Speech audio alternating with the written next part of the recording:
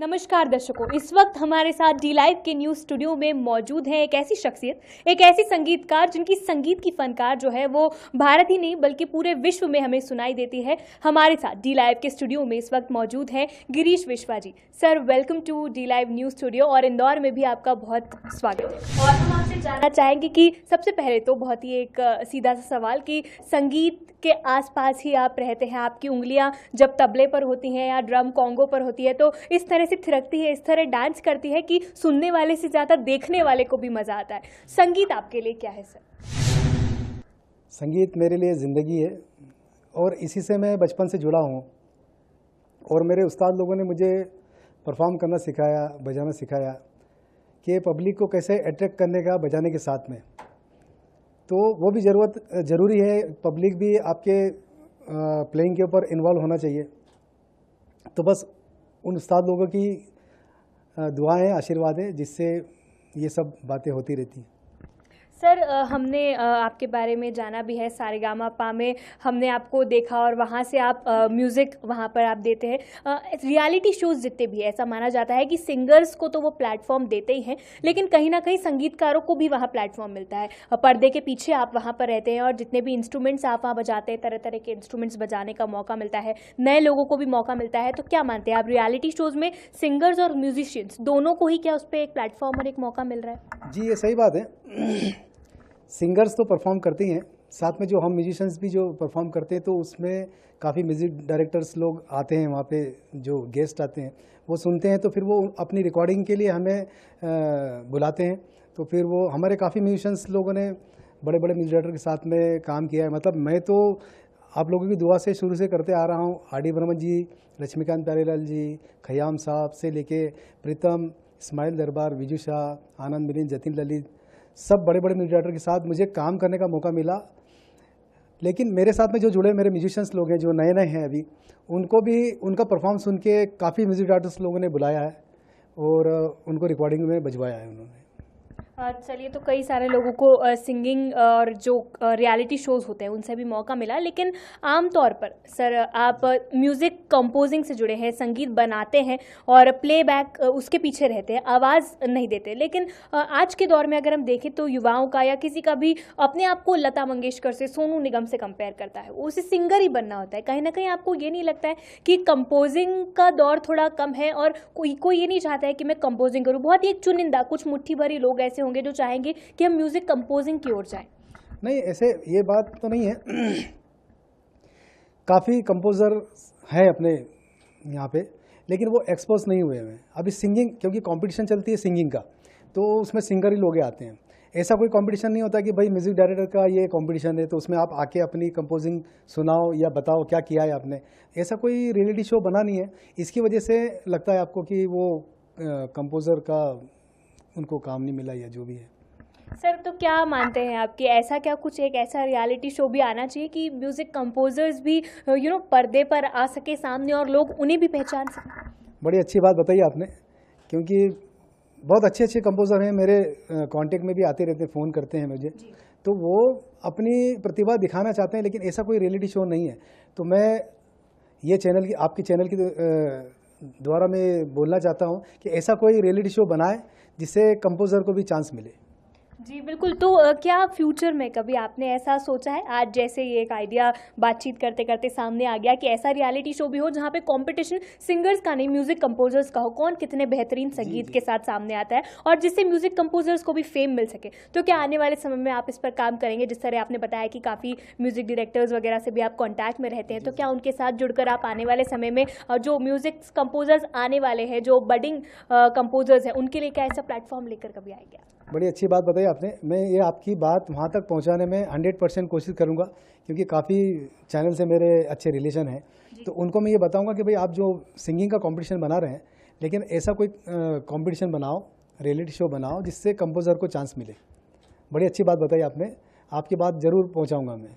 जी बिल्कुल, तो आने वाले समय में गिरीश जी ऐसा एक यूनिक रियलिटी शो के साथ भी हमें शायद टीवी स्क्रीन्स पर देखने को मिले। खैर फ़िलहाल तो ये कि कई सारे म्यूज़िक के साथ आप आते हैं और बीच में अभी थोड़े समय पहले मैंने आपके बारे में सुना भी था कि एक मैरिज के लिए, वेडिंग्स के लिए आप एक नए म्यूज़िक के साथ आए थे, जिसमें हॉलीवुड, बॉलीवुड सभी तरह से आपने मिक्स किया था और इंडिया ने यूएसए वगैरह में भी जाके आप परफॉर्म वगैरह करते रहते हैं। तो किस तरह का ये संगीत है और क्या लगता है आपको कि संगीत को कैसे आप इधर से उधर मिला देते हैं और एक नया संगीत बना देते हैं? जी, मैं काफ़ी सिंगर्स लोग के साथ में काम करता हूँ, जैसे और काफ़ी म्यूजिक डायरेक्टर के साथ में काम करता हूँ, जैसे प्रीतम दा हैं, कविता कृष्णमूर्ति जी हैं, रेखा भारद्वाज जी हैं और सुदेश भोसले जी हैं, विजू शाह जी हैं। काफ़ी लोगों के साथ में काम करता हूँ, तो उनके साथ में मेरे को देश विदेश की यात्रा करने का मौका मिलता है। तो वहाँ पे जाके हम अपना इंडियन संगीत उन लोगों को सुनाते हैं और बड़ा अच्छा रिस्पांस मिलता है और मुझे भी बड़ी खुशी होती है कि भाई उनके साथ में जाके ये सब करना पड़ता है। तो मैं चाहूँगा बस कि अपने देश का म्यूज़िक पूरी दुनिया में फैलाएं हम लोग और उन लोग को भी अपना अच्छा इतना मधुर संगीत सुनने को मिले। गिरीश जी, जब आप कहीं बाहर जाते हैं, जब आप विदेश यात्राओं पर जाते हैं बड़े बड़े म्यूज़िक डायरेक्टर्स के साथ, तो क्या लगता है आपको कि जिस तरह से जो संगीत का रिस्पांस यहाँ इंडिया में देखने को मिलता है, क्या उसी तरह का रिस्पांस अंतर्राष्ट्रीय विदेशी लोगों से भी क्या हमारे संगीत के लिए आपको देखने को मिलता है? जी बिल्कुल, वो लोग बहुत अच्छी तरह से बहुत ध्यान से सुनते हैं। हमारा क्लासिकल म्यूज़िक भी उतनी ध्यान से सुनते हैं और लाइट म्यूज़िक भी। हम लोग मेरा बता रहा हूँ कि मैं लाइट म्यूज़िक के लिए जाता हूँ। हाँ, तो वो मतलब उतना ही रिस्पांस मिलता है जितना अपना इंडिया में मिलता है। गिरीश जी, एक पूरी लिस्ट है जितने भी संगीतकारों और सिंगर्स के साथ आपने काम किया है, हर दौर के बदलते दौर, संगीत के बदलते दौर को आपने बहुत ही करीब से पहचाना है। तो क्या मानते हैं आपकी कितना बदला है संगीत? एक क्लासिकल का दौर था जब बिल्कुल सिंगिंग पे ही फोकस किया जाता था, लता दीदी की आवाज़ हमें सुनाई देती थी, लेकिन आज के दौर में जहाँ इंस्ट्रूमेंटल म्यूज़िक काफ़ी ज़्यादा ट्रेंड में है और जो बीट्स हैं और वो सभी गानों पे हावी हो जाती है, सिंगर्स की वॉइस पे भी हावी हो रही है, तो इसको किस नज़रिए से आप देखते हैं? इसके लिए मैं एक बात बताना चाहूँगा आपको।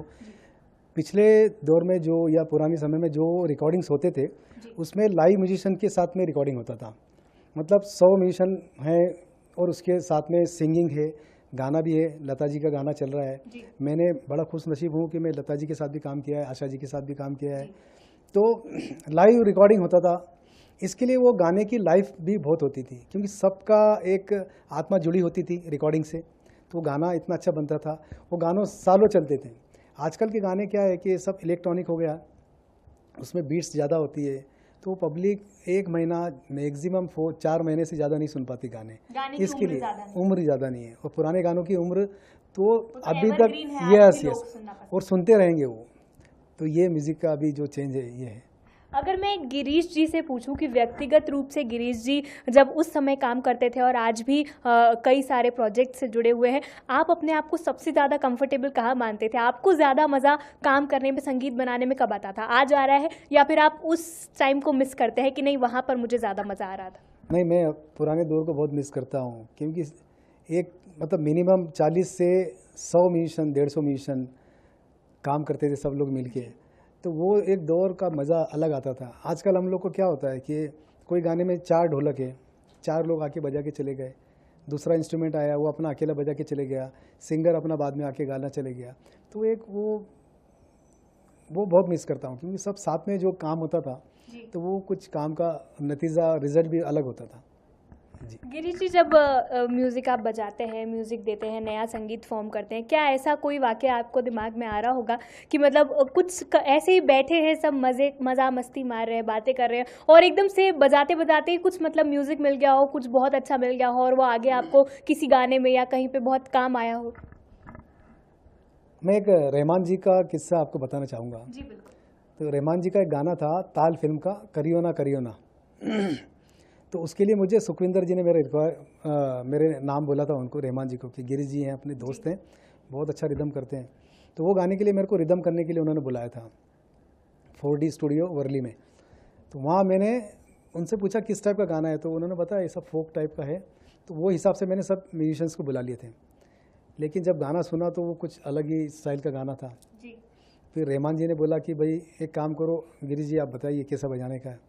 मैंने उनको बताया बजा के, तो उन्होंने सब अलग अलग पैटर्न ले लिए हमसे और उसके बाद में जब गाना सुनने को मिला तो वो गाने का कुछ अलग ही रूप ही अलग था। किसी ने सोचा सोचा नहीं कि था वो इस टाइप का गाना हो इस तरह जाएगा। से सुनने को जी जी। मिलेगा। तो ये एक बड़ी बात है, मेरे को उनके साथ में काम करने का मिला मौका, तो मैं उनका आभारी हूँ। गिरीश जी, सारे ही नामी जितने भी म्यूजिक डायरेक्टर्स हैं उनके साथ आपने काम किया, लेकिन सबसे ज़्यादा काम करने का मज़ा किसके साथ आया और किसके साथ आप चाहेंगे कि आप लगातार काम करते रहे, बार बार उनके साथ काम करने का मौका आपको मिलता रहे?